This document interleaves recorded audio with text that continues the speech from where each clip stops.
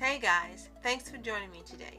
And in this video, I want to share with you some tips on buying spices and herbs, fresh as well as dehydrated, to save the most money, but hopefully in your area to be able to buy the safest and highest quality versions of those herbs and spices that you love. But before we get started, be sure to like and subscribe for more videos like this, as well as my other videos on faith, health, and beauty all year round. Now, I personally love adding spices and herbs to everything that I eat. As a raw vegan, they help to make everything taste so much more delicious, and I personally love fresh herbs the best. But spices and dried herbs can make any dish and drink, fruit and vegetable taste amazing. So, today I'm going to give you some tips on how to get the freshest herbs, whether they're dried or fresh herbs literally, and how to stretch your budget and get the best ones for you and your family. Now, I know a lot of people like the dried herbs, not only because they're more convenient, but because they're easy to store and you can buy them year-round all the time. What I personally recommend is buying fresh for some commonly used herbs like parsley, and cilantro, dill, green onions, and I know they're technically not an herb, but they take the place of chives. And then for other ones that you don't use as often, buy dried. But that's just a tip that I think will help to save you more money in the long run, because you can always get parsley and dill and cilantro and green onions at great prices at multiple stores all around you. It's the other herbs like oregano and basil and so forth that tend to be higher. So save your money for buying dried and get the best deals with these tips. So first, that being said, fresh isn't always better than dried. Now, spices like oregano, bay leaves, and peppers, they do very well dried, and you also can have a longer shelf life for them than when you buy them fresh. Leafy herbs like basil, cilantro, and parsley are better fresh. Now, dried herbs and spices are more concentrated, so you need to use less in the recipe, which can be a good thing for you, especially when you're getting your herbs on sale or even clearance. So you're going to have to accommodate for that in your recipes. But again, it helps to stretch the time you can use them and stretches your budget. So if you have a recipe that says you need to use fresh, be sure when you're substituting dried, you not only use less, but see if there's a conversion for it on the bottle as how much dried is equivalent to how much fresh. Sometimes they do it, a lot of brands don't anymore, but check and see to be on the safe side. Now, herbs begin to break down as soon as they're harvested. If you've had your own garden, like I have, growing parsley and basil and rosemary and so forth, especially when you have sage or pineapple sage, as soon as you take them off, cut them off, and if you leave them on the counter, they start wilting quickly. So look for bright green leaves with no brown spots when you're shopping in store, and no yellow ones as well.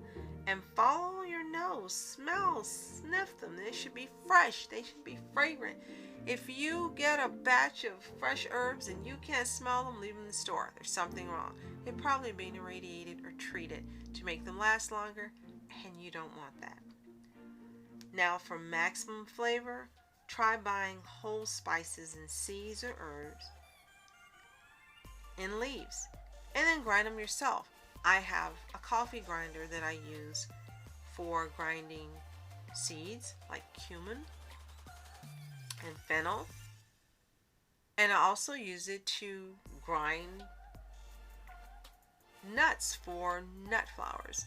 Coffee grinders are excellent. Now, you have some things like if you do your own garlic, you actually can make your own garlic powder and onion powder. If you want to know how to do that, let me know in the comments below.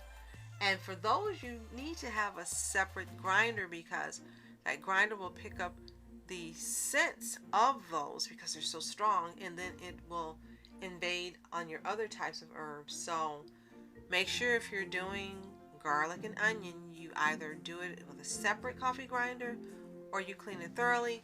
You can get them fairly cheap now, so I say invest in two and you're good to go.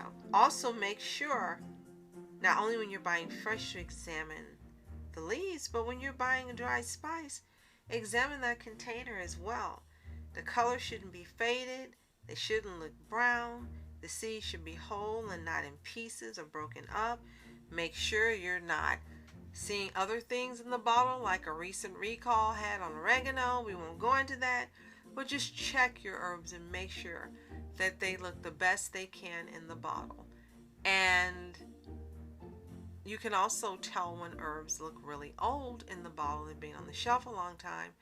One, see if there is an expiration date. And two, if they look really brown, leave them at the store. If it's not something like a jiki, now after 2 to 4 years in your pantry or your cupboard, or if you store your dried herbs and spices, you generally should replace them.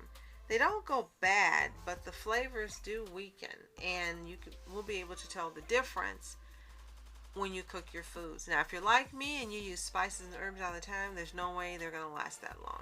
But if you're someone who doesn't use it often, be sure to get, if they have dates on them, to buy the latest dates possible, to store them in cool, dark areas, and to keep up with when you originally purchased them and how long you're keeping them on hand. Another thing is to buy in small quantities. If there's an herb or spice you don't use often, rather than buying the regular size or even a bonus size, because again, they have a shelf life about 2 to 4 years. If you're buying something you rarely use, get the smaller size so that you know you'll use it up long before it expires. It ensures freshness, and it also can allow you, if you're not sure if you're going to like a particular herb or spice because you haven't tried it, to try it and not have a whole bunch on hand if you don't like it. I also have a playlist on salads that includes how to keep fresh herbs fresh and how to store them.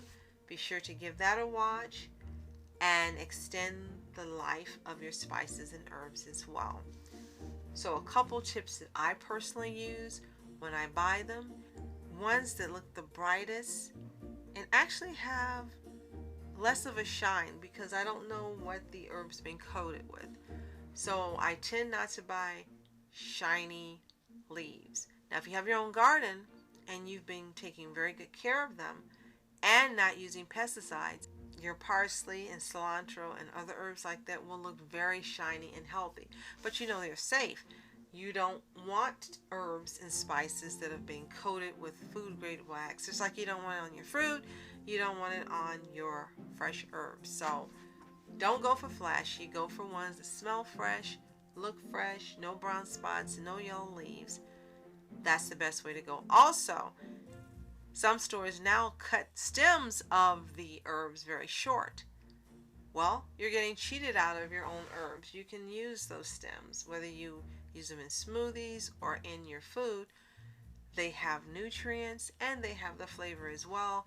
Don't get cheated. If your store is cutting off all the stems and just selling you the top part, buy them elsewhere. Another money saving tip for buying herbs is looking for clearance. A lot of the stores, sometimes those herbs don't sell.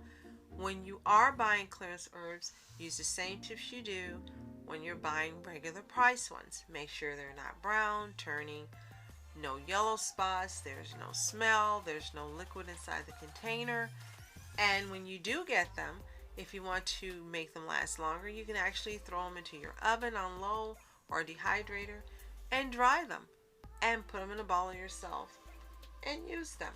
It's a great way to expand your variety of herbs and spices without going over budget. And last but not least, when you're buying spices and herbs, go with what you like.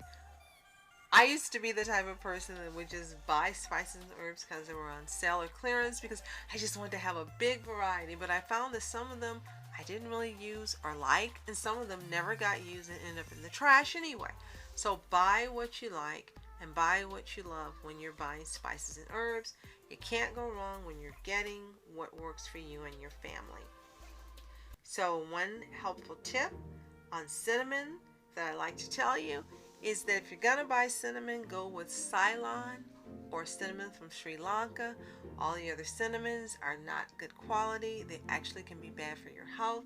Research has proven that these two types of cinnamon are the best, not only for flavor, but also for reducing blood pressure. So buy the best when you can. Wait for it to go on sale. Check stores like Marshall's and TJ Maxx and Home Goods and buy the best for you and your family you're working. So, have these tips been helpful for you? Let me know by liking this video and clicking the notification bell for more videos like this. And if you'd like to see more videos like this on how to get the freshest and best and expand on your budget, let me know in the comments below. So, thank you so much for watching. I'm Julie. Continue to be happy, healthy, and whole. See you next time.